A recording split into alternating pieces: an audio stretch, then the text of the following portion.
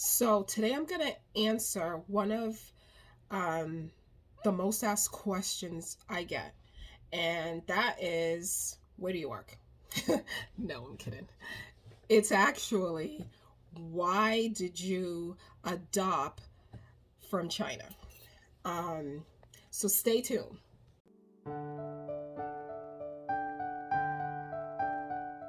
My name is Kizzy, and thank you for joining me here today. In this channel, we discuss, of course, being single, but also life, family, kids, and all things Christ. So,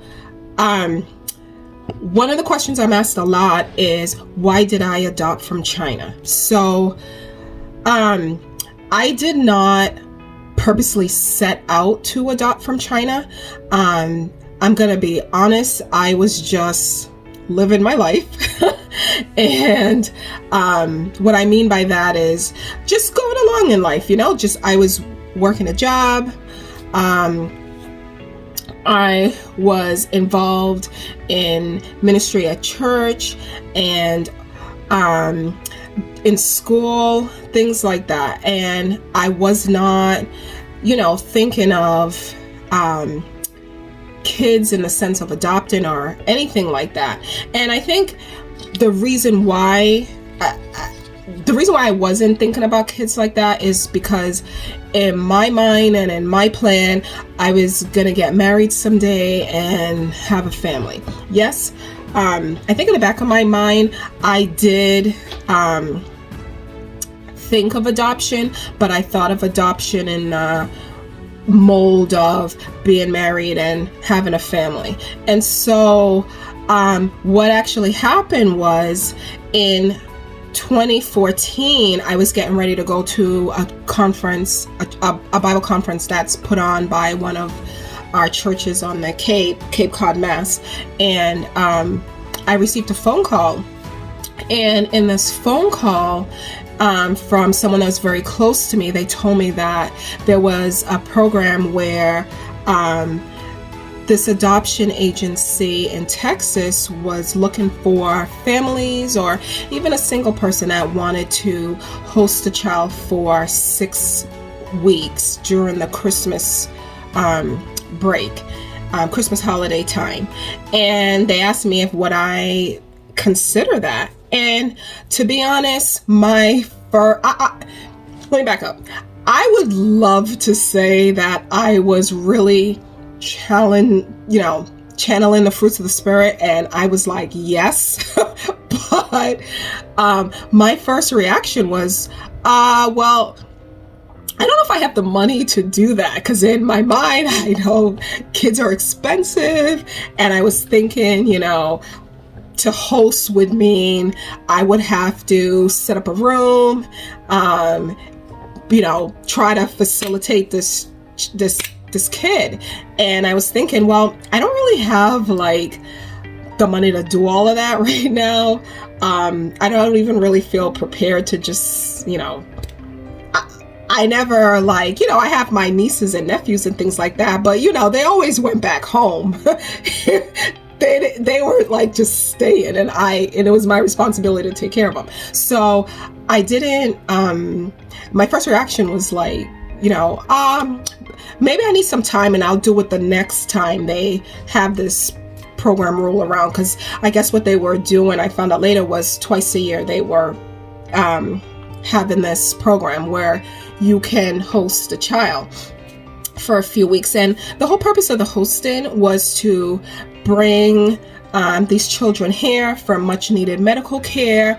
And in the time that they were here, perhaps, there would be families out there that would be willing to pursue adoption. And so it was just an opportunity for that child to come and experience what it's like to have Christmas here and things like that. And so, but my friend was really persistent, and I started immediately saying all these things. Well, I got this going on, that going on. And one of the things she told me was, well, you spend money on all sorts of things, why not spend money on something that would be worth it, you know? And I kind of thought about that because I was a person that I could shop like nobody's business, okay? Clothes, shoes, and especially working in this corporate setting that I was in, you know, having to, you know, travel and do all of these things. I was always buying clothes and shoes and all of this stuff. And I thought about what she said, and I said, you know what? She's right.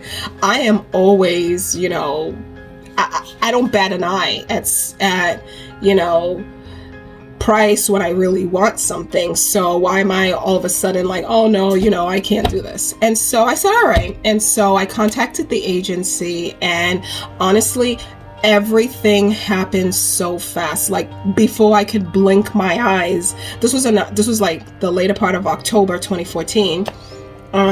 By December, my the child came, and before you know it, he was here a week, and I received a phone call from the adoption agency, and they said, you know, we know that you're a single person and single people can adopt. Would you be interested in adopting him? And I was like, again, I would like to say, I was like, sure, you know, but I was like, and as I was saying, the woman was like, the rules are changing for single adoption in like a week, so you have to decide like today. And I was like, I'm one of these people, okay, that I think about something, like I already said, a long time. And sometimes I think about it so long, and I analyze and do all this research, and I end up doing nothing. And so I had to make a decision like right then and there. And I was like, and I said, you know what? I'm going to go for it. And so it was, and from there, it happened. The process began quickly, but so let me back up. So I said yes. They sent paperwork and started that kind of pre-approval process. And in the meantime, the Christmas holiday break was over, and the little boy who would soon become my son had to go back to China. And I'm going to tell you, that was the most heartbreaking experience that I've had. And he was so small. I mean, he was 8, and he literally looked like a 4 or 5 year old. And it was like to just take this little kid, and I was living in Rhode Island at the time, and we had to bring him back to the airport to meet the group, because there was a whole bunch of kids that came over for hosting with different families, you know, kind of like all over the northeast.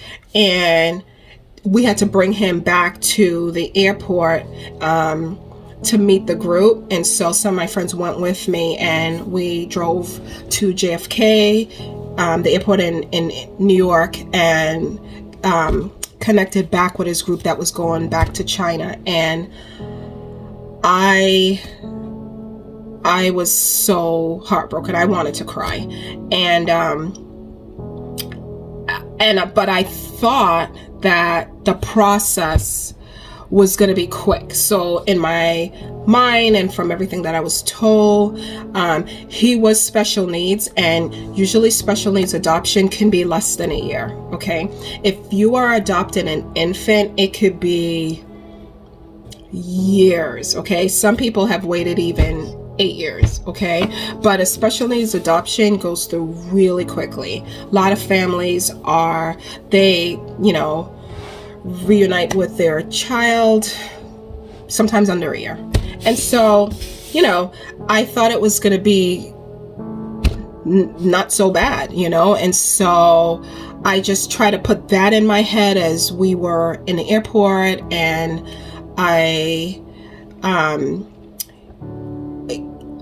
in coming home, I started to think, because like I said, I made this decision and then like thought of everything later. And I was starting to think, well, how am I going to pay for all of this? Adopted is very expensive.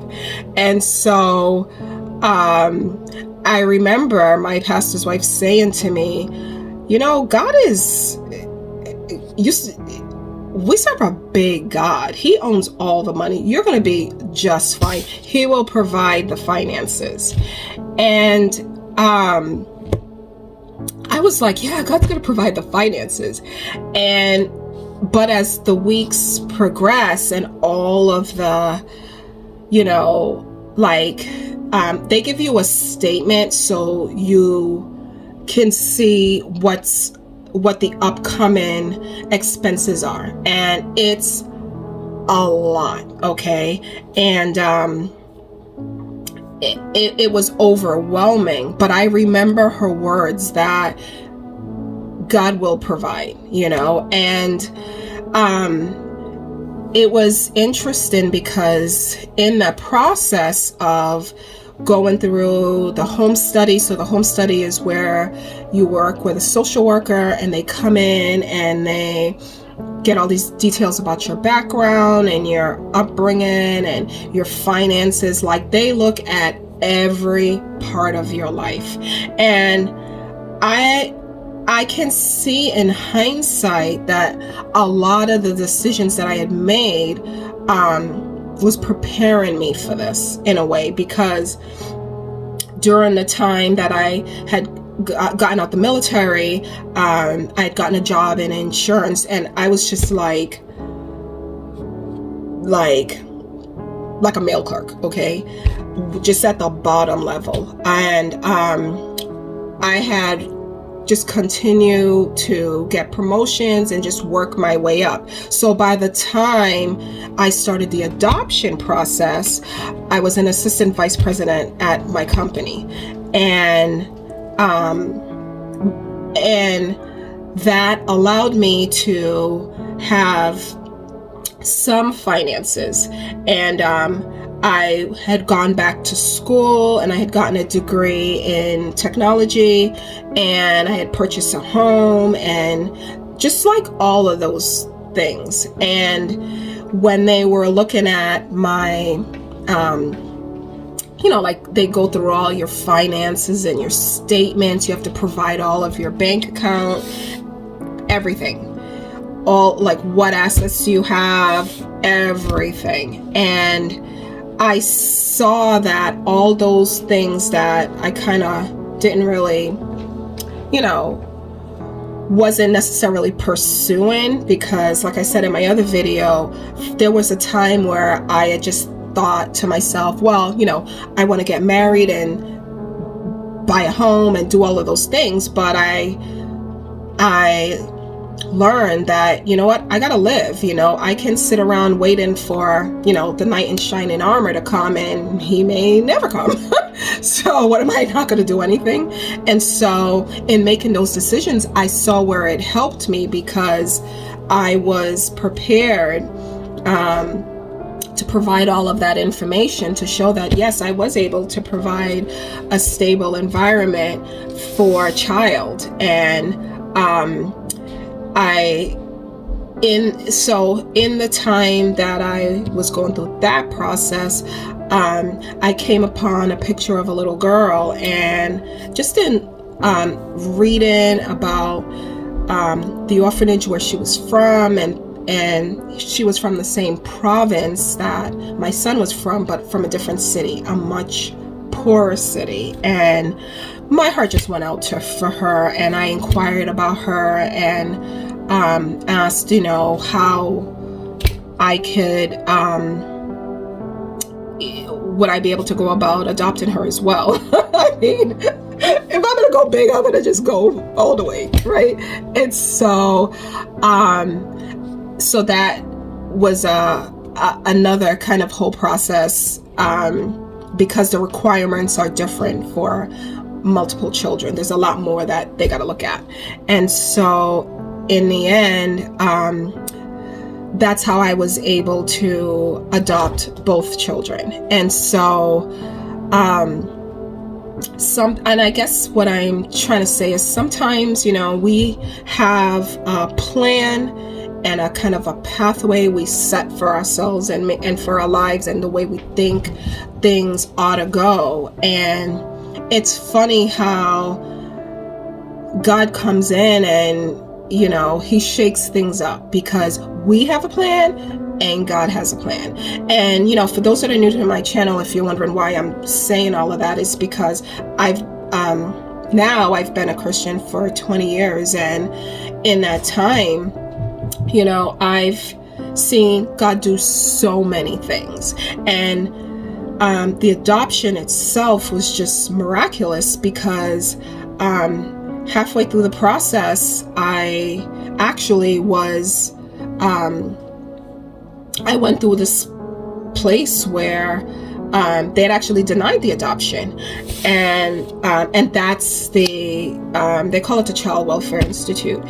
And I was told that by the adoption agency, and I had inquired about that, and they had said to me, oh, there's this issue, you can't bring the both kids home together, and that, some other issue. And I kept kind of pushing to figure out what it is. And the person that I was working with at the agency finally told me one day, she was like, the issue is that that you're Black. And I was like, what?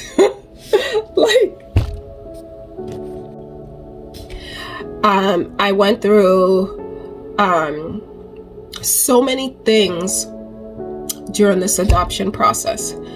One of the things that happened during this process that actually stretched it out from a year to 2 years was I started, there was like a holdup with the they call it the Child Welfare Institute in China. And I kept on inquiring with the adoption agency as to what the problem was. They weren't like processing my paperwork, and there was just so many delays. And, they were just telling me this, that, and the other. And it came out one day in a conversation that the issue was because I was Black. And I was like, really? And so, the agency told me that there's a lot of biases and views of Black people and, their culture and all of that.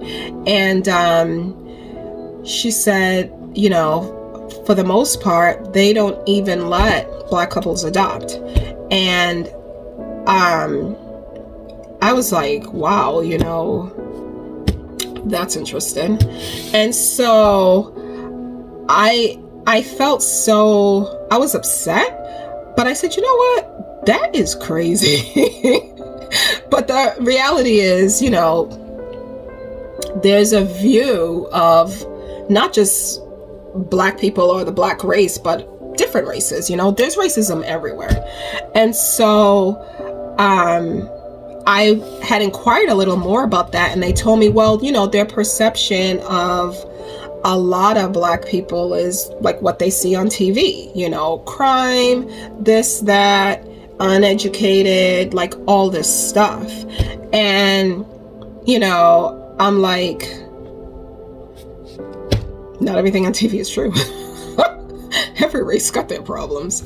And so I said, you know what?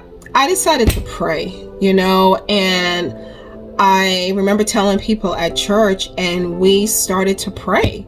And I said, God, if you're going to bless me with these kids, you're going to work through all of that. And I had tried writing letters to like my senator and different state officials, writing the consulate in that province in China, different things like that. And I wasn't getting anywhere. And I realized that it's gonna have to be in God's hand, because I can't manipulate the situation. And I don't know how much of all of that is, truth or whatever, but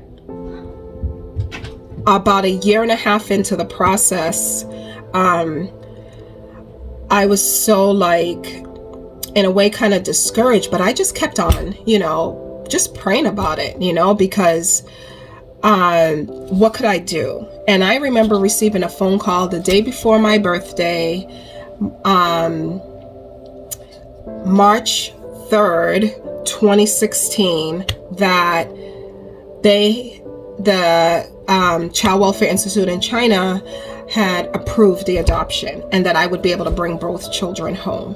And at the time that I received the phone call, I was at work, and I was alone in my office when I had gotten that phone call, and I hung up the phone, and I literally fell to my knees in the office, and I started thanking God, because I realized that God moved on my behalf. And the one thing, and people would be like, well, that's just, coincidence or whatever. The one thing that the agency told me is that the Child Welfare Institute, they do not go back on a decision that they make. It is so rare that they go back on a decision. And so I realized at that moment what God did for me. And I knew the kids were going to come home. And I was so grateful. And by August, all of the paperwork was processed. All of the money came in. The adoption was so expensive. And those of you out there who are contemplating adoption, I'm gonna tell you, you're gonna have to just trust God. I did not have the 75 grand it took to bring these kids home. When I started the adoption process, I had like $5,000 in my bank account. And that was because I was just finishing school, and I was trying to pay off school loans, and just pay off credit card debt and all of that stuff. I had bought my house like a couple years before, and I was doing work on the house, renovating, things like that. So I didn't have a lot of money that I was saving. And so that's why when I was given the cost of the adoption, I was like, how in the world is this going to work? But I was able to take a second mortgage out of my home, which provided like $10,000 or $15,000 of that $75,000. And the rest of the money came through grants. And it's kind of hard to get a grant if you're a single person. But I shared with the grant companies and the sponsors, my heart to bring the children home. My daughter in particular had significant needs. And that's for another video. Because I'm just going to tell you, I did not know the extent of her needs. What I was told was, she's just a little bit delayed. She's fine. And you know what? I'm going to be real. Maybe that was for the best, because maybe if I knew the whole picture, it would have scared me off. But I'm telling you, all of the finances came in. The day before I was leaving for China, I had to come up with the last like $6,000 that I just was all spent out. And I had applied to a grant company like a week and a half before, and I was praying that they would approve me. And there's no guarantee. There's lots of parents that are adopting, and all of this stuff going on. And it was the day before I had to leave for China. And why I was left with, God, you have got to come through, or I am not going to be able to board the plane in the morning. And I'm telling you, that afternoon was another instance where I dropped everything that I was doing and fell to my knees. That afternoon, I got a phone call from the grant company that they were going to expedite payment to me, that I had gotten approved for the loan. Not the loan, I'm sorry, the grant. $6,000 exactly. And I knew that everything was going to be fine. God provided all the finances, all of it. And so, I was able to go to China and get the kids, and life's never been the same after that. No, literally it hasn't been. And so, but what's amazing is that about a year or so later, we had to end up moving to Massachusetts because of this whole thing with school. I could not get the kids in school. They had never been educated due to their, needs, and depending on their situation, they just didn't have access to school. And I was able to, I had to sell my house really quickly because we had to move. I was working and I needed to try to get them in school, get the, all of that lined up along with just everything else. And I put my house on the market, like on a Wednesday, and by Friday I had a purchase and sales agreement signed. The house sold for way over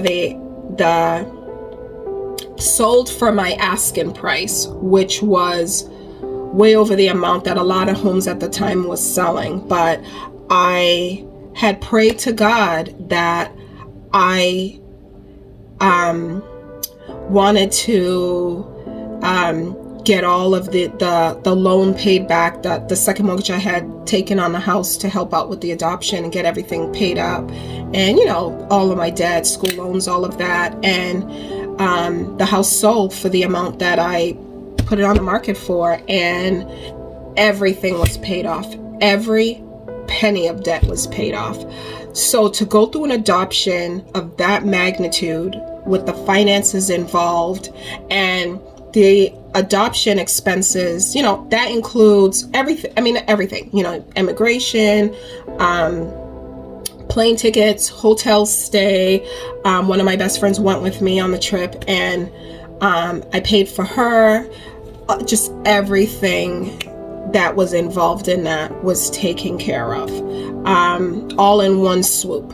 And God just showed me that He is faithful, and His heart is for, the Bible talks about that God's heart is for the orphan and the widow. And to see God take care of us time and time again, although we have gone through extreme difficulty, and I'm not even just using those words lightly, to just see God take care of us in that manner is just amazing. And as far as the racism, that's, when I went to China, I'm going to be honest with you guys, that was one of the best trips I've ever had, okay? I did not, if they were racist or whatever, I don't know, maybe they won't show it that day, but I did not experience any of that. I have to tell you, the people that I encountered, and we went all over the place.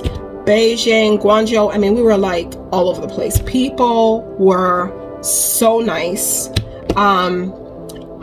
We had a guy that did the translation and stuff, and then you try to do your Google Translate or whatever, and I didn't experience any of that. I had like the best trip ever. People were so nice. I probably took out about 1,000 pictures with strangers, and maybe if anybody's interested, I'll post a video about that and show that process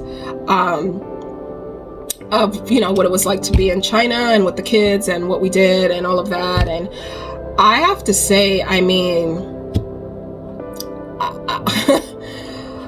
was like, what do you talk about? You know, you guys said all these things, you know, because they prep you beforehand. So if people are staring at you, you know, because your skin is dark and all of that, just be aware.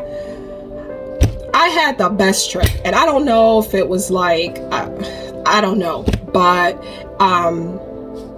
it was great. It was great to, you know, get to see the Great Wall. It was great to eat, you know, all these different foods and see all these sites that they took us to. The hotel was beautiful. Everything was just, you know, I did have an instance where my son got very, very sick, and thank God for friends because I was able to call a doctor that was in our church, and he walked me through what I needed to do, because the hospitals could be very expensive, but what they do is parents that go usually pack like medicines and things like that. So they had a bag in a hotel that had all sorts of, like, every medication under the sun, antibiotics, everything under the sun. And so we were able to, you know, do a televisit and able to get it taken care of, and he was fine. So that was kind of scary, you know, but yeah, so that's the story, you know. Sorry that it's so long in its explanation, but yeah, it wasn't. And, you know, I look back now and I said, you know what, thank God it happened the way it is, because, you know, it is just such a joy. These children have brought so much joy to my life. Like, I had no idea what single parents deal with. And I have a profound appreciation, because it is not easy.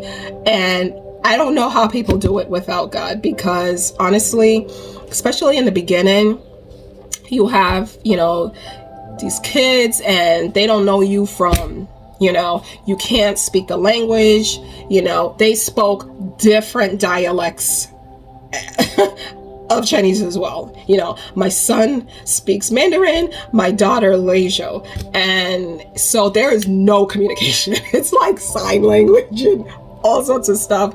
We got through it all.